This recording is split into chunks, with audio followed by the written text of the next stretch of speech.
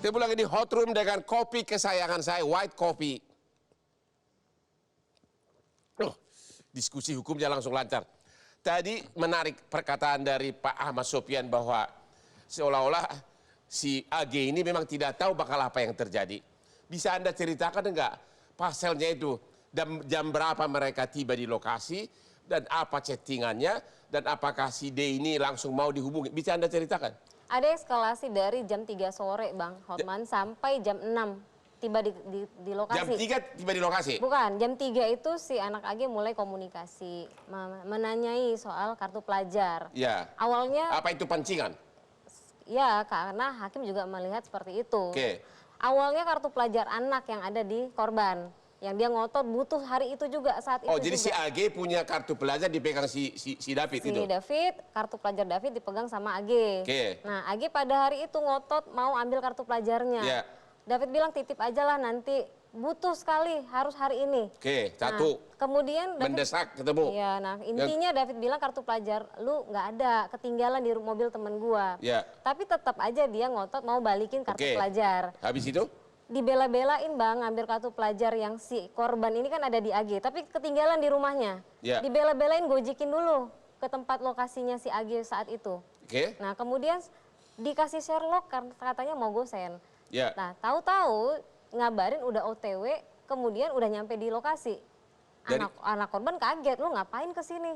Itu di rumah orang? Di rumah orang, di rumah sahabatnya. Nah dalam kondisi itu berkali-kali Bang, ada 10 kali. Anak korban ini nolak, nggak mau ketemu. Karena apa? Pada saat minta ketemu di situ, si M sudah di sampingnya? Pada awal masuk itu baru si anak AG, kemudian motoin kartu pelajar. Intinya sudah berkali-kali ditolak oleh David, tidak mau menemui karena feeling nih, kayaknya mau bikin gaduh. Ya. Karena bohong, katanya naik Camry, ternyata Rubicon. Katanya dengan tantenya, David minta kirim, mana foto tantenya, nggak ada. Oke. Nah artinya dengan segala macam, kemudian di persidangan Mario juga mengakui bahwa dia ikut mengintimidasi lewat voice note ya kepada korban. Akhirnya keluar setelah apa yang terjadi? David keluar. David keluar, kemudian si Mario ngajak ngobrol. Katanya ngobrol, tetapi tiba-tiba dalam rekaman yang kita lihat disuruh untuk mulai kekerasan tuh Bang, push up, posisi tobat. Nah dalam eskalasi itu Bang, dari proses perjalanan mereka menuju lokasi, kemudian di tempat kejadian, pada saat push up, lalu posisi tobat, sempat datang Sapam Bang. Ya. Sempat datang Sapam. Nah, Mario bohong. Yang ngasih tahu Sapam datang kan Shen. Ya. Nah, Mario bilang kami tamu dari rumah seberang sana.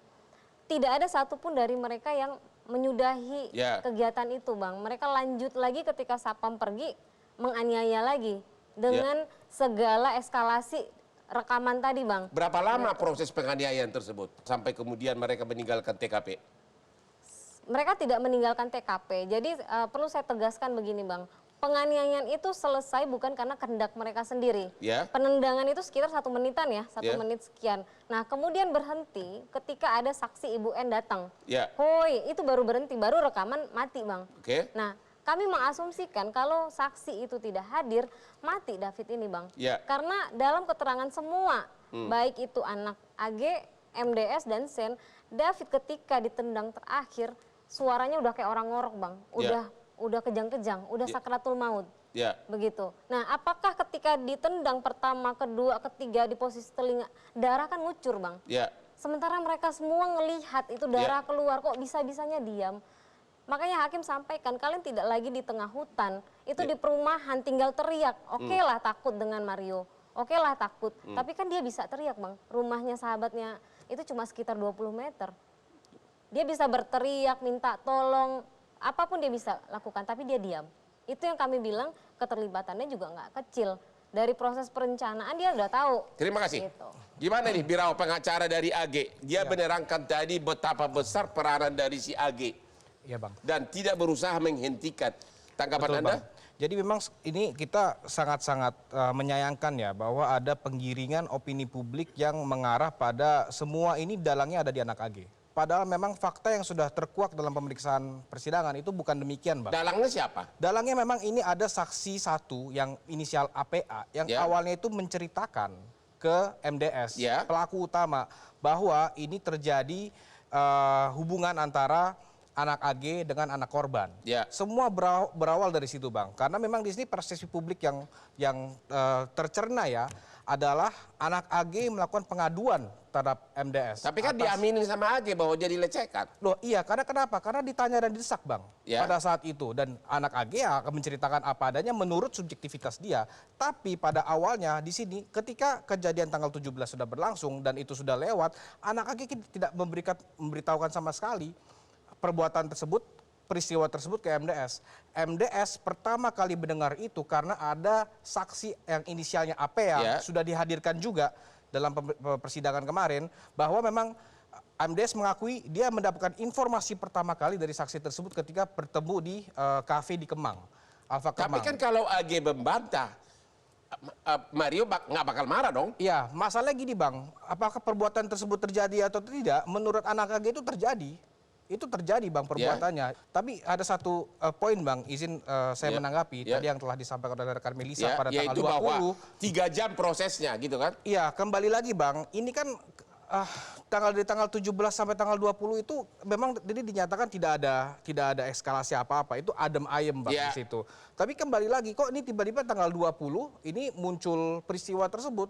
Kita harus ingatkan kembali bahwa yang menginisiasi bertemu dengan David pada saat itu bukan anak AG. Tapi ketika MDS dengan anak AG itu sedang berjalan setelah dijemput sekolah, pulang sekolah, anak MDS ini nanya kepada anak AG, si David apa kabar ya? Karena sudah lama sekali mereka tidak berhubungan dan dicari-cari juga tidak bertemu seperti itu. Di situ lantas anak AG menyampaikan persoalan kartu nama. Oh iya, kartu namaku masih ada di dia loh. Di situ, Bang. Dan harus ada satu fakta tadi yang kami sangat sayangkan tidak diungkap sepenuhnya oleh rekan Melisa. Itu adalah pada sore hari tujuan pertemuan tersebut bukan ke rumah saksi R dan tempat lokasi yang dimana anak korban itu berada. Tujuan utama pertemuan tersebut adalah menemani anak AG facial. Karena kenapa? Ada jadwal facial sore hari di Bintaro waktu itu yang seharusnya melibatkan juga mamanya. Kalau tujuannya adalah untuk fashion. Iya. Kalau tujuannya adalah untuk kartu pelajar. Iya. Kok dia nanya? Betul, Bang. Jadi gini, ketika MDS sudah mengantarkan anak AG di tempat facial tersebut di Bintaro, itu kan ada waktu 2 jam facial tersebut. Nah, dengan mendapatkan informasi bahwa ini kartu pelajarnya anak AG masih di David. Oh, ini masih ada waktu nih. MDS itu ternyata meminta teman-temannya untuk menemani. Dan awalnya untuk bukan meminta kartu pelajar, masa harus digebukin begitu? Betul, itu memang ya itu antara MDS dengan rekan-rekan dia, dengan teman-teman yang sudah dia hubungin, dengan saksi S. Tapi tidak melibatkan anak AG. Pernah nggak si aksi AG ngaku bahwa pada saat menuju rumah itu atau pada saat di lokasi sebelum ketemu David, dia merasa nggak bahwa si Mario bakal gebukin? Ya, dia sudah tahu, Bang, dan ini sudah diberitahukan dan sudah muncul juga baik di BAP maupun di pemeriksaan. Ya kenapa nggak langsung WA, jangan datang, ini mau digebukin. Anak AG sudah memberitahukan kepada MDS, ini kalau mau diomongin baik-baik aja, nggak usah ribut-ribut. Karena kenapa? Nggak ada yang pernah kepikiran, Bang, penganiayaan itu akan berlangsung. Karena pada mindset dari anak ini dan juga saya yakin saksi S juga sama, bahwa ini mau diomongin baik-baik aja. Karena kenapa? Pertama ini di perumahan, mereka juga nggak sendirian dan ini melibatkan anak perempuan. Buat apa ada keributan di situ? Menurut Anda AG ini anak kayak gimana? Anak baik atau memang nakal atau sudah terlalu cepat dewasa? Kami sudah mendampingi AG itu kurang lebih 2 bulan lebih, Bang, sejak pemeriksaan pertama kali di Polres Jakarta Selatan. Di sini kami melihat tidak hanya anak AG, tapi juga keluarganya. Anak AG sendiri ini tergolong nakal nggak? Anak yang baik-baik, Bang. Baik-baik. Anak yang baik-baik, anak yang polos dan dia memang ya kebetulan nasibnya ini terpusat pada pergaulan yang salah. Berkenalan dengan MDS. Ya, ini kan nyambungin Mas Birawat tadi ya.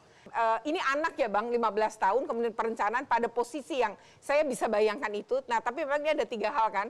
Yang pertama tadi, kalau kita lihat ini ada pengaruh dari faktor internal. Yang kedua, faktor eksternalnya adalah pergaulan tadi. Jadi sebenarnya anak ini kan bukan manusia yang dewasa ya, Bang, atau bukan manusia dewasa yang bentuknya. Jadi Anda mengatakan dia hanya korban dari lingkungan, situasi dan orang tua, bisa begitu? Saja, sama situasional. Ada faktor namanya situasional. Jadi ada 3 penyebab seorang anak melakukan tindak pidana, Bang. Faktor internal, eksternal, satu lagi adalah situasional. Oke, kita istirahat dulu, ketemu lagi setelah yang berikut ini.